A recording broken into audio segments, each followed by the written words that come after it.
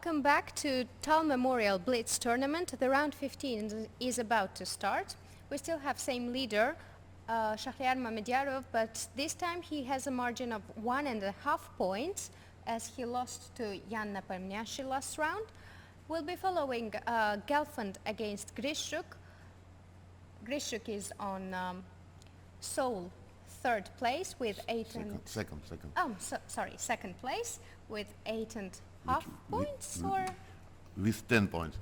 Sorry. Okay, so this is actually 1.5 points difference between Shahryar Mamediyarov and Alexander Grischuk. Just 1.5 points still enough, but I think it's also 1.5 point between Alexander Grischuk and the third place Alexander Morozevich.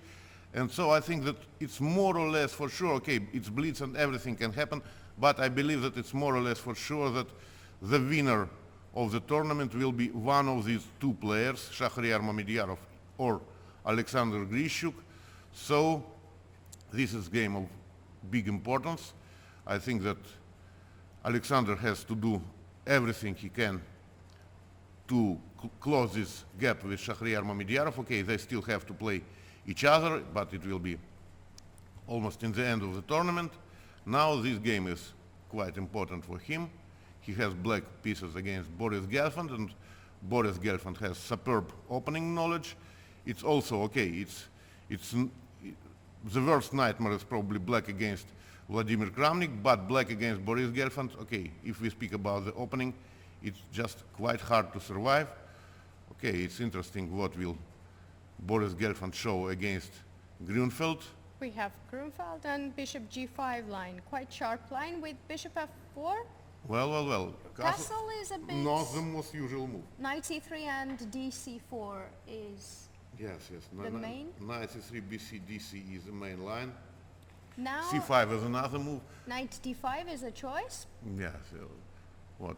And Alexander starts thinking, it's something like, did he just c5 forget something? It must be his preparation. It's not like Alexander is not kind of person who can just give up pawn for nothing on move 5. So e3 probably, or knight c3. Knight c3 I like, because it forces black knight from e4 to make a decision, either to go back or change for the c3 knight. And if we take knight c3, bc3, then white's center is very, very strong with just a pawn up. Maybe queen a5 is a move to play, just to make some mess. Because bishop d2 probably. Then at least I will exchange this bishop, and then at least I will have some compensation. Right. Well, it's strange because it looks like Alexander has prepared this line somehow, and then what is the reason to think 40 seconds after in Blitz his opponent played the most natural moves? Queen a5. Time is quite important in Blitz, but players have 3:20, more or less same time, 3 minutes 17 seconds and 3 minutes 21 seconds. Now it's time for Gelfand to think, to decide whether to defend this knight with another option might be probably e3, and knight c3 is met with queen d2. That's very nice. It looks like black wins this knight back, white wins this knight back, remaining with extra pawn. And this is what happens: e3, knight c3, and queen d2. I have a feeling that maybe Alexander mixed something in the opening. Yes, it looks this way, because frankly speaking, there must be some compensation for the pawn, but not so sure how can it be proved exactly. Yes, Alexander does not look the happiest person in the world right now. e3, knight c3, queen d2 is quite obvious. Yeah, then probably cd, knight c6. Knight c6, bishop d3. No, now bishop d3 doesn't work because the threat is knight c3, as the queen on a5 is queen protected. on a5 is protected, yes. This knight c6 is a nice move. So maybe we have to protect this knight with queen c2. But, oh yes, queen c2, but then bishop f5 might be quite annoying. Bishop f5, bishop d3, and knight b4. Knight b4. Knight b4, and it's a real problem. So queen c2 probably not the most recommended square. And if I play rook c1, you might take on c3 and on a2 if you want to have the pawn back, but then white has strong center. Probably rook c1 is the way to go, because, well, if we defend with the queens, then the problem is that d4 starts hanging. Well, it's very... Let's wait for white's decision. Rook c1 for us looks most natural. Yeah, rook c1 looks like the move to be played. Now it looks like this opening experiment by Alexander Grischuk worked, more or less.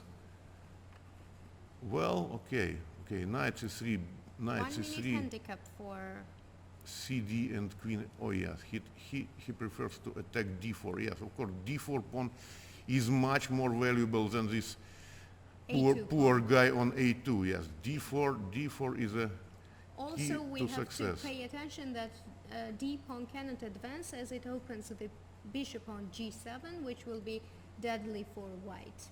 I mean, d5 doesn't work because of knight c3. Not so sure. Maybe it's kind of lesser evil. Yes, knight c3, bc, bishop c3, knight d2, trying to survive it somehow. Yeah, looks not like a dream position for white, but okay. At least avoiding immediate troubles. Bishop g4, f3 just, right? Because or maybe queen c2, just trying to remove this guy from c3 and to complete development somehow. e6 emphasizes on center. Yeah, e4. e4, maybe ed4 is met by cd4. Yes. Not to allow the bishop to come out afterwards. But now I'm not so sure how will he complete his development. Yes, because black knight is ready to jump on d4. Well, it's quite a critical position right now. Maybe bishop g7 makes sense not to have this bishop on c3 attacked. Sorry, it's just dc6 after bishop g7. Yes, knight is hanging right now, so probably he has to play knight d4, yes, because I don't see any direct threat to bishop on c3. Afterwards he has to castle, so bishop b2, rook b1, is not it a bit, and queen a2. But now the whole construction looks rather artificial, I think. Okay, black has an extra pawn, but I think white has certain compensation. It looks like Alexander missed something. There should be something more promising for him, because okay, well, just moving the pawn right away, it happens quite often in Grunfeld that this pawn is a serious factor. But also, as usual in Grunfeld, bishop c7 and bishop b6, that I quite like, emphasizing on c5 pawn, which is nice play by Boris. Yeah, it looks like after this opening surprise he made everything right. Yes, this c5 pawn is hanging and not... How to defend it? Bishop a3, I really don't want to go. My queen will be in trouble afterwards. Bishop a3, rook a1, no, yes. it's not the way to play. But not so easy to recommend something more promising. Okay, bishop c3 might be the move to play. Well, what to do then? Moving bishop to b, but still, queen is in danger. Yes, queen a3. Now bishop c5 is one option, but I don't think white wants to change this bishop for the b2 bishop, which is anyway in trouble a bit. Yes, the whole construction of black pieces. But the d3 bishop was hanging, so maybe... He did so, yes, but now, okay, now at least a pawn is a factor. So once again, okay, it's Blitz, it's very easy to criticize the players, especially when you have Houdini or some other strong engine, but it's very hard to find the right moves, yes, being quite short of time. Especially less than 20 seconds. Now the time trouble seems to be very intense.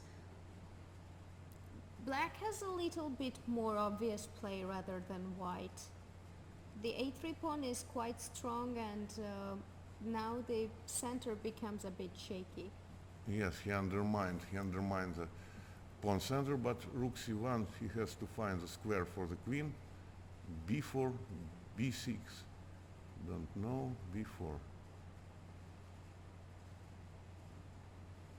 Knight b5 runs into rook b1, so rook but d5 then to follow. knight e4 might be a bit annoying. Queen e7 protects everything but bishop c4. Yeah, very sharp position, and not a lot of time here. Has Knight to take, with the queen probably, with the queen. With the queen. f6 is under control, knight on d4. Oh yeah, but... It just dropped the pawn. But yes, knight c2 is met with queen a5, I think. And f5 is... Oh yeah, and f5 then. Oh yeah. Interesting, quite interesting. Okay. Rook e3.